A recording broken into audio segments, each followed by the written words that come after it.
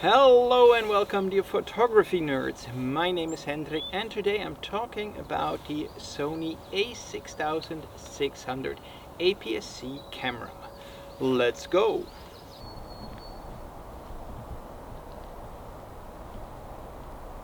For the start, a quick disclosure. This camera was loaned to me from Sony and I will be returning it once this video is online. In that sense, a big thank you to Sony for loaning this camera to me and that I could try it out.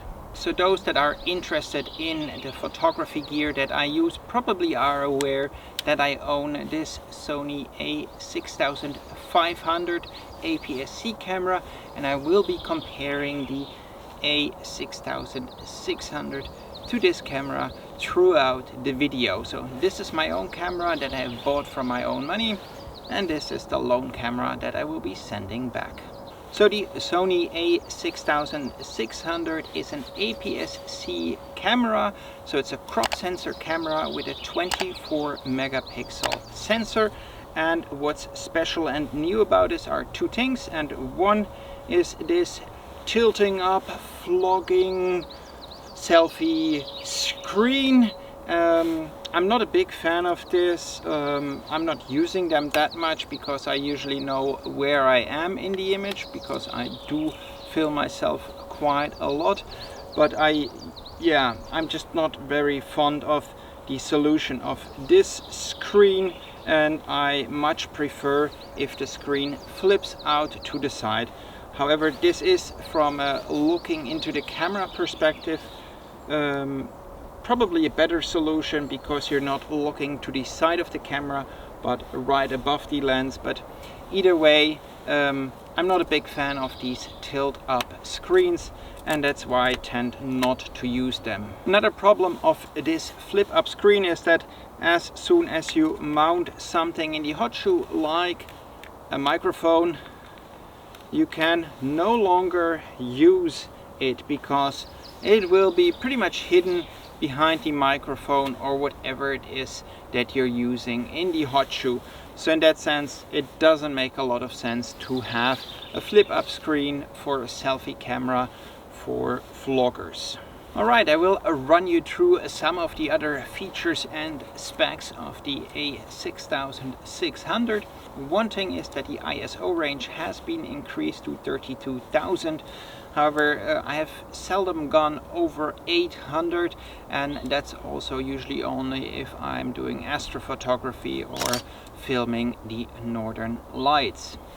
What's very nice about this model is that it has an in-body stabilization, so IBIS, just like the a6500, and for a vlogging camera that's a very useful feature. However, this camera also still suffers from rolling shutter that's just minorly improved with the in-body stabilization. One big difference from the a6500 is that the a6600 does not have a flash. This camera has a tiny flash that I never use. This camera does not, and I really like that. The video in this camera is 8-bit 4K at 24, 25 or 30p, recorded internally, and you also have the possibility to record externally on a higher setting. I use the S-Log2 profile across all my Sony cameras, which this one also has, so it fits very nicely in as a B-roll camera if I do behind the scenes stuff or just want to have another perspective on something, and also as a main camera if I go on a trip where I only carry a small backpack or have not that much space in my backpack and I want to take a smaller camera along for videos. So this is really great that it records in S-Log2.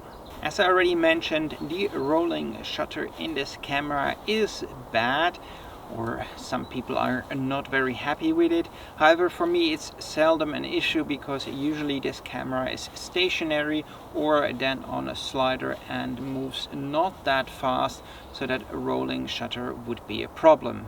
Another thing that is very new in this camera is that it has over here a headphone jack, so that makes it possible to check your audio. I seldom have to check my audio, or don't have the possibility to do so, because it would look quite odd if I would sit here with headphones on while recording myself. But if checking audio is something that's important for you, then you will be really happy that that is possible with this camera. Now the biggest improvement in the Sony a6600 is the Z battery that goes into this camera. That means it's pretty much double the amount of photos and videos that I can take in comparison with my smaller Sony a6500. Now, while I never had a problem with the smaller battery of the a6500, the bigger battery just means that I can go on longer trips, need to carry less batteries, and I don't need to be afraid that in especially cold weather my battery will stop working. So I've had this camera out at -30 degrees and I never had to worry, okay, now the battery drops too quickly, which has been an issue with this smaller battery. And then you can heat it up again with your body heat, but it is annoying if you are photographing, for example, the northern lights, and then they are gone when you put your battery back in. So with the big Z battery in the a6600, never any issues, and really this kind of peace of mind that you can go a full day taking videos and photos and you will not run out of juice. A bigger battery means for this camera also that this grip is slightly bigger. It still doesn't have a front dial over here, but it has a really nice grip. It feels very secure in your hand. And while I didn't have an issue with the smaller grip on this camera, I do quite like this bigger grip, because especially with gloves on, it feels like I have a better grip on it. And if I have gloves on, it usually is cold and I am high up on a mountain, so having a secure grip on the camera is something that is very good. Now the bigger battery and the bigger grip mean that this camera is slightly heavier than this one over here, but that hasn't been really any issue, and I haven't felt like that this is too heavy to not take along. Like the a6500, the 6600 only has a one SD card slot. Also not really a big problem for me, because I use very large SD cards that are also very fast, and I also always carry spares, so that if one card is full I can just switch the cards and can continue shooting and taking photos. The camera has a solid magnesium alloy body that is weather sealed, and in my use it didn't have any problems with rain, snow, sunshine, cold weather, getting bumped into rocks and trees, and you name it. Sadly, there are no rubber gaskets around the battery door and the side door over here. However, as I just said, in my use that hasn't been an issue. However, in a very harsh weather it would have been nice to have those there, to have this 100% peace of mind that nothing can get into the camera body. This flippy tilty screen is also a touch screen, which you can use to adjust settings or set focus points, which is what I have been using it mostly for.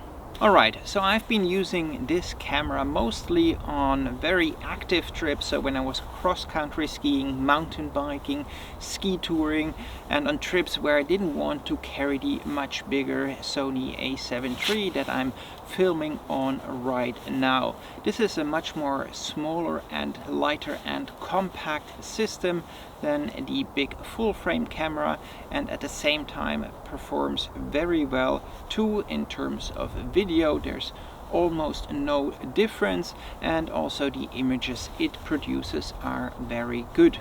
So this camera fits a lot better into a smaller backpack or into a smaller space in a backpack. If I don't have a lot of space, it still shoots in 4K, it takes good photos, and this 18-235mm lens that is the kit lens with this camera It's a bit slow at f3.5 to 5.6 at the long end, but it still takes very good photos, so it's not really a big issue. And being able to zoom that far in has been very nice. So this camera has a really fast, high-speed continuous autofocus mode, which came in very useful when I was mountain biking last autumn or skiing this winter.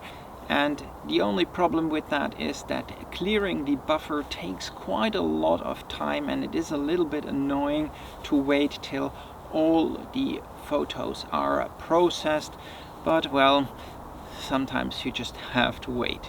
So the bottom line is that the A6600 has two major improvements over the 6500. The first one is the real-time tracking autofocus in this camera. It's simply superb. And the second really big advantage, literally, is the Z-type battery in it and the improvement in battery life.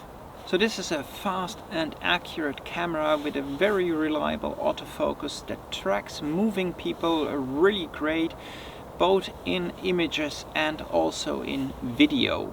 Now for me, the Sony a6600 is still in 2021 a great APS-C camera that takes superb 4K video and also superb images with great autofocus tracking and yes, the great battery life. However, this being a Sony camera, it might just be the moment this video gets uploaded that they announce a new APS-C camera.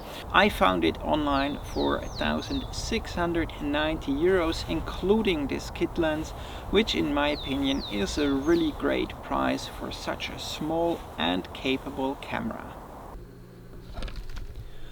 Oops, it seems I forgot to shoot an outro yesterday outside, and right now it is snowing, so I will just record it over here on the Sony a6600. I hope you found this video useful and that it helped you make up your mind if this camera is for you. If you have additional questions, please just leave them in the comments underneath. A thumbs up would be great with the YouTube algorithm. And as always, remember, life is better outside. In that sense, go out this weekend and enjoy the spring.